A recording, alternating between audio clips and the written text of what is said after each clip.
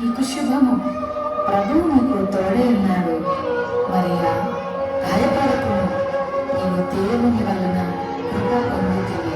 ఇదిగో, నీవు గర్భము ధరించి కుమారుని కని ఆయనకు యేసు అని పేరు పెట్టుదువు. ఆయన గొప్పవాడై సర్వోన్నతుని కుమారుడనబడును. నేను పురుషుని ఎరుగని దానిని, ఇది ఎలాగ జరుగును?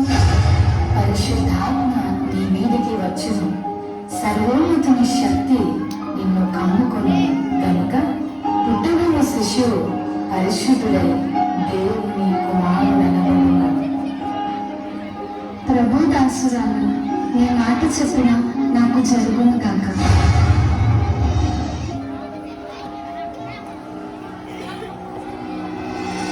ఆమె భర్త అయిన యోసేపు బుద్ధిమంతుడైంది. ఆమెను అవమానపరచడం రహస్యముగా ఉద్దేశించి అతడు ఈ సంగతులను గురించి ఆలోచన చేయుచున్నదా?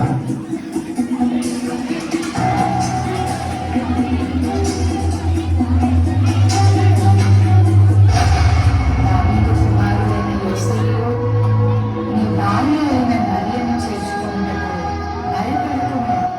ఆమె గర్భము ధరించినది పరిశుద్ధాత్మ వలన కలిగినది. ఆమె ఒక కుమారుని కనును. తన ప్రజలను వారి పాపంలో నుండి ఆయనే రక్షించును గనుక ఆయనకు యేసు అని పేరు పెట్టుదురు. యోసేపు దుర్మార్గుడు ప్రభువుతో తన ఆజ్ఞాపించిన ప్రకారం చేసి తన భార్యను చేర్చుకున్నాడు.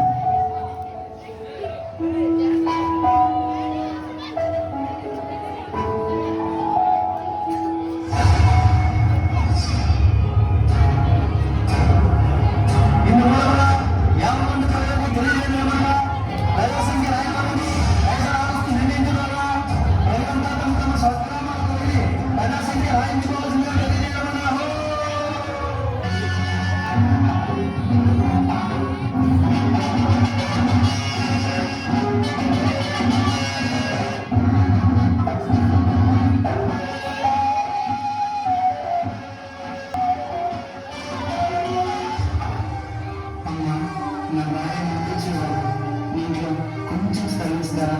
క్షమించండి అయ్యా, మేము చాలా మంది ఉన్నాం. మా ఇంట్లో నాకు స్థలం లేదు.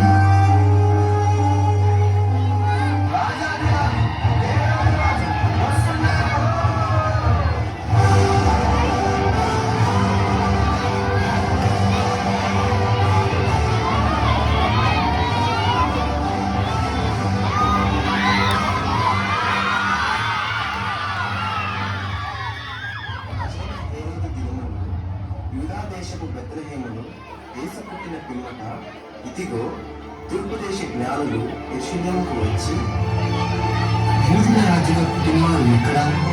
తూర్పు దిక్కున మేము ఆయన నక్షత్రము చూచి ఆయన పూజింపవచ్చుతుంది. చిత్తం మహాప్రభు. క్రీస్తు ఎక్కడ పుట్టును?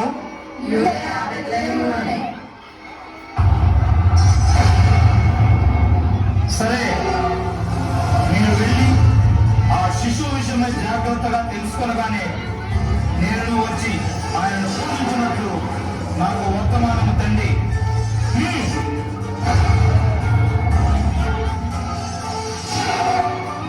నేను ఓటమి ఎరగని హేరోదు రాజును మరి ఒక రాజును పూజించడమా? అసంభవం.